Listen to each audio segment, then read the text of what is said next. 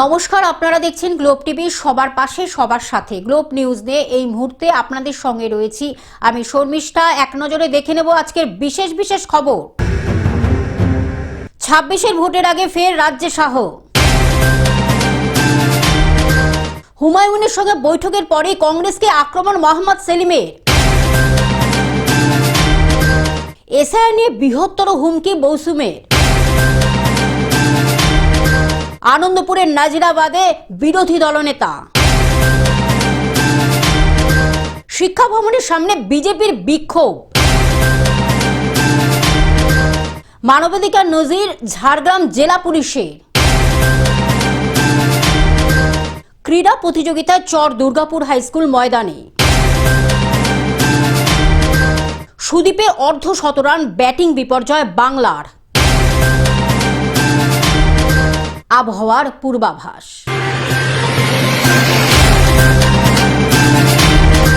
আসছে বিস্তারিত খবরে। 26-এর ভোটের আগে ফের রাজ্যে শাহ। আজ ফের রাজ্যে আসছেন কেন্দ্রীয় স্বরাষ্ট্রমন্ত্রী অমিত শাহ। আজ রাত 8টা নাগাদ কলকাতা বিমানবন্দরে পৌঁছাবেন তিনি। বিজেপির সর্বভারতীয় সভাপতির পর রাজ্যে কেন্দ্রীয় স্বরাষ্ট্রমন্ত্রী। আগামী দুদিন উত্তর ও দক্ষিণবঙ্গে বিজেপির জোড়া সভায় যোগ দেবেন অমিত শাহ। কলকাতায় নামার পরে বিজেপির রাজ্য নেতৃত্বের সঙ্গে বৈঠকে বসবেন অমিত শাহ। নিউ টাউনের নভোটেল হোটেলে অমিত শাহের সঙ্গে বৈঠক হবে বিজেপির রাজ্য নেতৃত্বের। আগামীকাল ব্যারাকপুরের আনন্দপুরী মাঠে কর্মী সভা করবেন তিনি। ব্যারাকপুরে কর্মী সভার পর বিকেলে শিলিগুড়িতে জনসভা রয়েছে অমিত শাহের। Bureau report, Globe news. হুমায়ুনের সঙ্গে বৈঠকের পরে কংগ্রেসকে আক্রমণ মোহাম্মদ সেলিমের। হুমায়ুনের সঙ্গে সাক্ষাতের পরই জোট প্রশ্নে মোহাম্মদ সেলিমের নিশানায় শুভঙ্কর সরকার। অধীর চৌধুরী সভাপতি থাকাকালীন বাম কংগ্রেস আসন সমঝোতা হয়েছিল। বর্তমানে প্রদেশ কংগ্রেস সভাপতি শুভঙ্কর সরকারের তৃণমূলের প্রতি বেশি দরদ কটাক্ষ সিপিএমের রাজ্য সম্পাদকের। শুভঙ্কর সরকার নিজে সিদ্ধান্ত নিতে পারেন না, এআইসিসির অপেক্ষায় রয়েছেন। বিজেপি তৃণমূলের পক্ষে না, বামেদের সঙ্গে, সেটা কংগ্রেসকে ঠিক করতে হবে কটাক্ষ মোহাম্মদ সেলিমের। আগে অবস্থান স্পষ্ট করুক কংগ্রেস, বামেরা দীর্ঘদিন অপেক্ষা করবে না। জোট নিয়ে কংগ্রেসকে কড়া বার্তা মোহাম্মদ সেলিমের। Bureau report, Globe News. SIR নিয়ে বৃহত্তর হুমকি মৌসুমের। এসআইআর নিয়ে মুখ্যমন্ত্রীর কৈফিয়তের দাবি না হলে আগামীতে বৃহত্তর আন্দোলনের হুমকি মৌসুমের। তৃণমূলের সাংসদ পদ ছেড়ে আসা মৌসুমের 1 মাসও হয়নি, এরই মধ্যে সরাসরি এসআইআর নিয়ে মুখ্যমন্ত্রীর কাছে জবাব দাবি করে কার্যত ডেডলাইন বেঁধে দিলেন কংগ্রেস নেত্রী মৌসুম বেনজির নূর। আমি এসআইআর হতে দেব না, কি বলেছিলেন তো যে এসআইআর হতে দেব না। তারপর কি হলো? এসআইআর কে করছে? ওনাদেরই প্রশাসন করছে, রাজ্য সরকারের প্রশাসন করছে। কোথায় গেল মুখ্যমন্ত্রী? জবাব চাই আমরা, জবাব দিতে হবে আজকে। আমরা ডিএম এর কাছে এসেছি, কারণ ভিডিওটা বলছে যে আমরা কিছু বলতে পারবো না। এসআইআর এর নামে সাধারণ মানুষকে হয়রানি এবং বিজেপি ও তৃণমূলের ষড়যন্ত্রের প্রতিবাদে আজ মালদহ শহরের গান্ধী মূর্তির পাদদেশে অবস্থান বিক্ষোভ ও ডিএম অফিস ঘেরাও কর্মসূচি ছিল জেলা কংগ্রেসে। সেই মঞ্চে উপস্থিত ছিলেন কংগ্রেস সাংসদ তথা জেলা সভাপতি ঈশা খান চৌধুরী, মৌসুম বেনজির নূর সহ জেলা কংগ্রেস নেতৃত্ব। এই ভরা মঞ্চে বক্তব্য রাখতে গিয়ে মৌসুম বেনজির নূর জানান, এসআইআর হতে দেব না। কে বলেছিলেন মুখ্যমন্ত্রী? এখন এই এসআইআরকে করছে রাজ্য সরকারের প্রশাসন। আজকে মালদা জেলা কংগ্রেস আমাদের মেন বিষয় প্রতিবাদ করার হচ্ছে এসআইআর। আরো বিষয়গুলো আছে। আমরা বলতে চাইছি যে যখনই ইলেকশন আসবে আপনি দেখবেন বিজেপি টিএমসি সবসময় এমন একটা বিষয় তুলবে, ওই বিষয়টা মানুষদেরকে হয়রানি করবে। মুখ্যমন্ত্রীর কাছে এর জবাব চাই আমরা বাংলাদেশি না, রোহিঙ্গা, যে আমাদের সাথে এসআইআর এর নাম করে এইভাবে হয়রানি এবং হেনস্থা করছে সরকার। এদিকে মৌসুমকে পাল্টা কটাক্ষ করেছে তৃণমূল। রাজ্য তৃণমূল কংগ্রেস কমিটির সম্পাদক কৃষ্ণেন্দু নারায়ণ চৌধুরী জানান, মুখ্যমন্ত্রীর দয়ায় এমএলএ হয়েছেন, দুবার এমপি হয়েছেন, এতদিন পর ঘুম কাটল তার। প্রথমত উনি আইনের ছাত্রী ছিলেন, আইন নিয়ে নাড়াচাড়া করছেন কিনা আমি জানি না। যে কোনো কর্মচারী ইলেকশন কমিশন মনে করলে তার নির্দেশকে চাপিয়ে দিতে পারে এবং তাকে কাজ করতে হবে, সে স্টেট গভর্নমেন্ট হোক সেন্ট্রাল গভর্নমেন্ট হোক। এটা ইলেকশন কমিশনে কোনো কর্মচারী থাকে না। ইলেকশন কমিশনের কর্মচারী হয় স্টেটের যারা কাজ করে তাদেরকে। এক্ষেত্রে যিনি বলছেন তিনি মাননীয় নেত্রী মমতা ব্যানার্জির দয়াতে এমএলএ হয়েছেন, দুবার এমপি হয়েছেন, একবার লোকসভা একবার রাজ্যসভা, আমাদের দলের ভাইস প্রেসিডেন্ট হচ্ছে। এতদিন পর উনার ঘুম কাটলো যেটা মুখ্যমন্ত্রীর জবাব চাই, তখন তো তিনি গিয়ে মুখ্যমন্ত্রীর কাছ থেকে নিজের স্বার্থগুলো সিদ্ধি করে দিতেন। মালদা থেকে অভিষেক দাসের রিপোর্ট, গ্লোব নিউজ। আনন্দপুরের নাজিরাবাদে বিরোধী দলনেতা শুভেন্দু অধিকারী। আনন্দপুরের নাজিরাবাদে বিরোধী দলনেতা শুভেন্দু অধিকারী সঙ্গে ছিলেন বিজেপি বিধায়করাও। মৃত্যু মিছিলের পরও আনন্দপুরে এখনও পা রাখেননি মমতা, তা নিয়ে ক্ষোভ প্রকাশ করেন তিনি। পাশাপাশি ঘটনাস্থলে পৌঁছাতে বিজেপিকে বাধা দেওয়া নিয়ে পুলিশকে তুলোধনা Suvendu Adhikari. Bureau report, Globe News. শিক্ষা ভবনের সামনে বিজেপির বিক্ষোভ। গতকাল সিঙ্গুরে তৃণমূল কংগ্রেসের সভায় স্কুল পড়ুয়াদের ভুল বুঝিয়ে পাঠানো হয়েছে, এই অভিযোগ তুলে আজ চুঁচুড়ার বিক্ষোভে বিজেপি। শিক্ষা ভবনের সামনে এই বিক্ষোভ ঘিরে ছড়ায় তীব্র উত্তেজনা। দুপুর 12:30 নাগাদ চুঁচুড়া পিপুলপাতি মোড়ের আগে শিক্ষা ভবনের সামনে জমায়েত হন বিজেপি কর্মী ও সমর্থকেরা। বিক্ষোভে উপস্থিত ছিলেন বিজেপি নেত্রী সুরেশ শ, অরূপা সামন্ত, রুকসানা বিবি সহ একাধিক বিজেপি নেতৃবৃন্দ।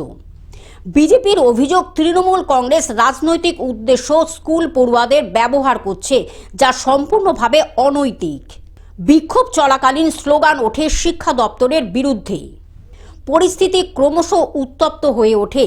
অভিযোগ, এই সময় শিক্ষা ভবনের মূল গেটের তালা ইট দিয়ে ভাঙার চেষ্টাও করা হয়।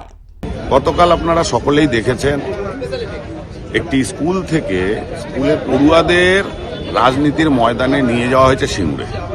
তৃণমূল নেত্রী সেখানে এসেছিল সভা করতে, এবং সেই সভায় যারা রাজনীতির র পর্যন্ত বোঝে না, যারা শুধু কেবল শিক্ষার জন্য স্কুলে যায়, সেই স্কুলের যারা শিক্ষকরা রয়েছে তারা স্কুলের বাচ্চাদের অভিভাবকদের কিছু না জানিয়ে এইভাবে শুধু কেবল মাঠে ভিড় করার জন্য আজকে ওই বাচ্চাগুলোকে রাজনীতির ময়দানে নিয়ে গিয়ে প্রমাণ দিল যে শিক্ষাঙ্গন রাজনীতিতে পরিপুষ্ট হয়ে গেছে। সুতরাং আমরা এর তীব্র নিন্দা জানাই, ধিক্কার জানাই। তার প্রতিবাদে আজকে শিক্ষা ভবনে আমরা এসেছি বিক্ষোভ দেখাতে। হুগলি থেকে রাজকুমার প্রসাদের রিপোর্ট, গ্লোব নিউজ। মানবাধিকার নজির ঝাড়গ্রাম জেলা পুলিশের। মানবাধিকার নজির ঝাড়গ্রাম জেলা পুলিশের।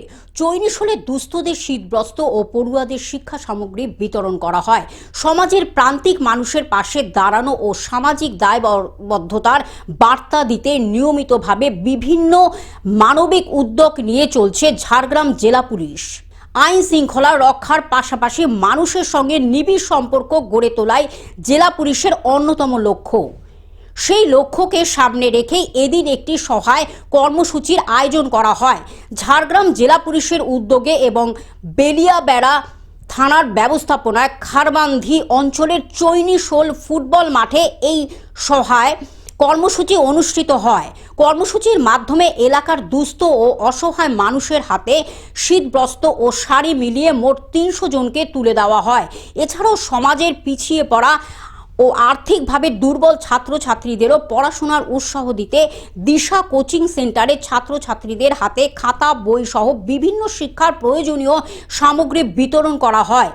আজকে একটা আমাদের কমিউনিটি পুলিশিং এর অন্তর্গত একটা ছোট অনুষ্ঠান আয়োজন করা হয়েছে, মানে বাচ্চাদের ভিতরে আর বাচ্চাগুলোকে যে আমাদের দিশা কোচিং সেন্টারে পড়াশোনা করে ওনাদের আমাদের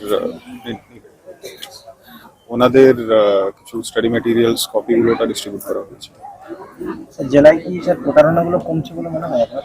সাইবার প্রতারণা প্রতারণা খুব বেশি এখানে নেই। আমাদের অ্যাওয়ারনেস প্রোগ্রামস কন্টিনিউসলি চলছে। এরকমের যখন আমরা প্রোগ্রাম করি ওখানে যেরকম একটু আগে আপনি দেখেছিলেন থানার অফিসারগুলো যে লোকজন এখানে পার্টিসিপেট করছে আসছে, ওনাদেরকে সচেতনতা দিয়েছে, সাইবার অ্যাওয়ারনেস ওটা করেছে কিভাবে ব্যাংক ফ্রডস, সাইবার ফ্রডস কিভাবে হচ্ছে। তো আপনাদের মাধ্যমে আমাদের এটাই অনুরোধ আছে সবাইকে, আপনারা জাগরুক করুন কিভাবে সাইবার ফ্রড হচ্ছে। বিকজ এটা একটা ধারণা একটাও আছে কি মানুষেরই একটা কিছু না কিছু ভুল থাকে, কিছু প্রলোভ থাকে, ওনাদের লালচ থাকে, টাকা বেশি পেয়ে যাবো, পেয়ে যাবো। এর জন্য আমাদেরকে সচেতন হওয়ার খুবই দরকার আছে সাইবার অ্যাওয়ারনেস। ঝাড়গ্রাম থেকে অরূপ ঘোষের রিপোর্ট, গ্লোব নিউজ। ক্রীড়া প্রতিযোগিতা চর দুর্গাপুর হাই স্কুল ময়দানে। সীমান্তবর্তী মুর্শিদাবাদ জেলার রানীনগর থানার অন্তর্গত চর দুর্গাপুর হাই স্কুলে উদযাপিত হলো বার্ষিক ক্রীড়া প্রতিযোগিতা। 2025 বর্ষে 9 জন কাবাডিতে জেলার প্রতিনিধিত্ব করেছে এবং 2 জন রাজ্য স্তরে প্রতিনিধিত্ব করেছে এবং একই মেয়ে রিমা খাতুন 2024-25 পরপর রাজ্য এবং এবছর ন্যাশনাল ওপেন 16 খেলাতেও ও প্রতিনিধিত্ব করে এসেছে। বিদ্যালয়ের ক্রীড়া শিক্ষক মুন্সি শওকত ও সুমায়ুন বাশার জানান, এই প্রতিযোগিতায় ইভেন্ট হিসাবে ছিল 100, 200, 400, 800, হাই জাম্প, লং জাম্প, লৌহ বল, অঙ্ক দৌড়, লেবু দৌড়, মিউজিক্যাল চেয়ার, স্পিকিং। আকর্ষণ হিসাবে থাকছে হাঁড়ি ভাঙা, যেমন খুশি তেমন সাজো ইত্যাদি। 100 মিটার রান, 200 মিটার রান, লৌহ বল নিক্ষেপ, আরো অনেক কিছু, স্কিপিং, মিউজিক্যাল চেয়ার। মানে খেলে নিজে কেমন লাগছে আজকে? অনেক খুশি লাগছে। মানে খেলা শেষে কি কি পেয়েছো? তো প্রাইজ দিল স্যারেরা। মানে খুব আনন্দিত? হ্যাঁ, অনেক আনন্দিত। তোমরা কি চাইছো ভবিষ্যতে? ভবিষ্যতে যেন এরকম স্কুলে আরো উন্নতি হোক, আমরা যেন ভবিষ্যতে আরো ভালো জায়গায় যেতে পারি। ভারপ্রাপ্ত প্রধান শিক্ষক ও সভাপতি সুব্রত মণ্ডল জানান, এই খেলা প্রতি বছর উদযাপিত হয়ে থাকে। খেলা শেষে জয়ী সকল ছাত্রছাত্রীদের পুরস্কার বিতরণও করা হয়। প্রতি বছরের ন্যায় এবছরও যে বার্ষিক ক্রীড়া প্রতিযোগিতা হয় বিদ্যালয়ে, সেই বার্ষিক ক্রীড়া প্রতিযোগিতা আজকে শুরু হয়েছে এবং চলছে এবং আরো বেশ কিছুক্ষণ হবে এবং সুস্থ স্বাভাবিকভাবে আমাদের বার্ষিক ক্রীড়া প্রতিযোগিতা শুরু হয়ে গেছে এবং আশা করি শেষ হবে। কি কি ইভেন্ট রয়েছে? অনেকগুলো ইভেন্ট আছে, প্রায় 30-35টা ইভেন্ট আছে। ইভেন্টের মধ্যে আমাদের 3টে গ্রুপ আছে, একটা 5, 6, 7, 8 এবং 19। প্রত্যেক বিভাগে বালক বালিকা আলাদা আলাদা বিভাগ এবং প্রত্যেক বিভাগে 5টা করে খেলা। মুর্শিদাবাদ থেকে পার্থ মণ্ডলের রিপোর্ট, গ্লোব নিউজ।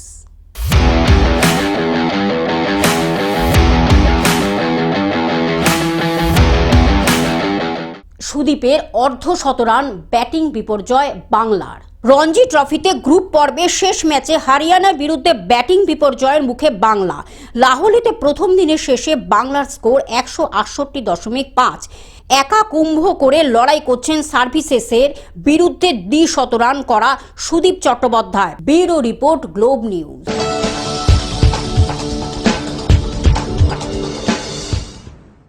আবহাওয়ার পূর্বাভাস। দক্ষিণবঙ্গে ফের চলল পারদ। কলকাতার সর্বনিম্ন তাপমাত্রা 17 ডিগ্রির ঘরে। কলকাতার সর্বনিম্ন তাপমাত্রা 17.9 ডিগ্রি। রাত ও দিনের তাপমাত্রা স্বাভাবিকের থেকে বেশি। রবিবার সামান্য নামতে পারে পারদ। আগামী 7 দিন তাপমাত্রার বড়সড় হেরফের নেই। Bureau report, Globe news. Television ছাড়া গ্লোব নিউজ এখন সর্বত্রই সমাজ মাধ্যমে উপলব্ধ। বিস্তারিত জানতে আমাদের টোল ফ্রি নম্বরে যোগাযোগ করুন 180089197444। এছাড়া লগ ইন করুন আমাদের ওয়েবসাইটে www.globtvindia.com। গ্লোব নিউজ এই পর্যন্ত। দেখতে থাকুন গ্লোব টিভি, সবার পাশে সবার সাথে। নমস্কার।